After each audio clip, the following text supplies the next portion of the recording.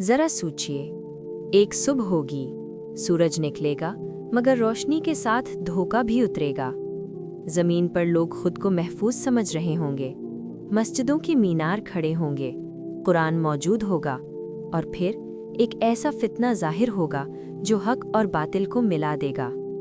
ऐसा फितना जिसके बारे में हर नबी ने अपनी कौम को खबरदार किया, जिससे बचने की दुआ रसूल अल्लाह खुद सिखाते थे। इसका नाम है दज्जाल।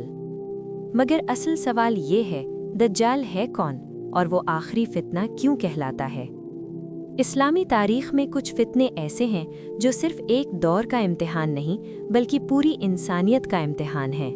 उन सब में सबसे बड़ा फितना फितने दज्जाल है। ये कोई कहानी नहीं, ये खौफ पैदा करने वाली कोई अफसानवी बात नहीं, ये वो हकीकत है जो कुरान के उसूलों और रसूल अल्लाह की सही अहादीस से साबित है।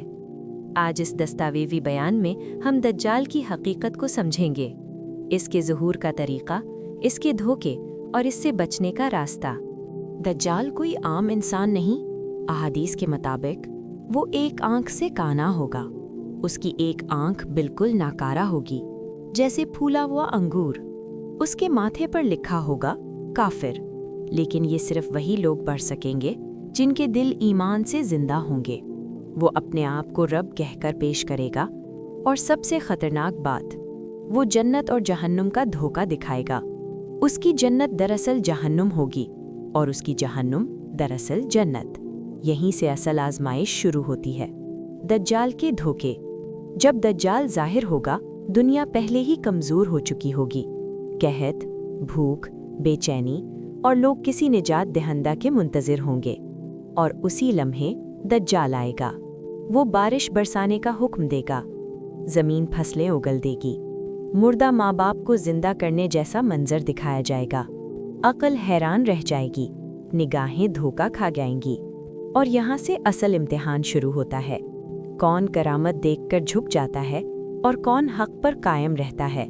ये फितना नया नहीं, हर नबी ने अपनी उम्मत को इससे डराया। हज़रत नूह अलैहिस्सलाम से लेकर हज़रत मोहम्मद सल्लल्लाहु अलैहि वसल्लम तक सब ने फरमाया, दज्जाल से बचो। रसूल अलैहिस्सलाम ने फरमाया, मैं तुम्हें दज्जाल से ऐसी वार्निंग देता हूँ जो मुझसे पहले किसी नबी ने नहीं दी। ज़रा गौर कीजिए, आखिरी नबी और सबसे सख्त तंबीह, ये मामूली फितना नहीं हो सकता। रसूल अलैहिस्सलाम ने सिर्फ डराया नहीं, रास्ता भी बताया। सूरतुल कहफ की इब्तिदाई और आखिरी आयात, नमाज के बाद की दुआ, अल्लाहुम्मा इन्नी आऊदु बिका मिन फितनतिल मसीहिद दज्जाल। और सबसे अहम चीज़ इल्म, क्योंकि दज्जाल जहालत से फ़ायदा उठाएगा, वो कमज़ोर ईमान का इंतज़ार करेगा। और फिर वो लम्हा आएगा जब हज़रत ईसा अलैहिस्सलाम का नुज़ूल होगा, आसमान से उतरते हुए दो फरिश्तों के दरमियान। दज्जाल लरज़ जाएगा, उसकी झूठी ताकत टूटने लगेगी, और फिर हज़रत ईसा उसका खात्मा कर देंगे। ये सिर्फ एक शख्स का खात्मा नहीं होगा, ये झूठ के पूरे निज़ाम का खात्मा होगा। हक गालिब आएगा और सच पूरी तरह वाज़े हो जाएगा।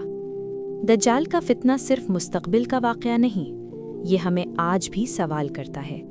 क्या हम हक को पहचान सकते हैं या सिर्फ चमक दमक देखकर झुक जाते हैं? इस्लाम अंधी तकलीद नहीं सिखाता, इस्लाम बसीरत सिखाता है। अगर आज हम कुरान से दूर हैं, इल्म से दूर हैं, तो कल हम धोखे का शिकार हो सकते हैं। इस दस्तावेज़ी बयान का पैगाम वाज़े है, इल्म हासिल करो, ईमान मजबूत करो और अल्लाह से हमेशा हिफाजत मांगो, क्योंकि आखिरी फितना तभी ख़तरनाक बनता है जब हम तैयार ना हों।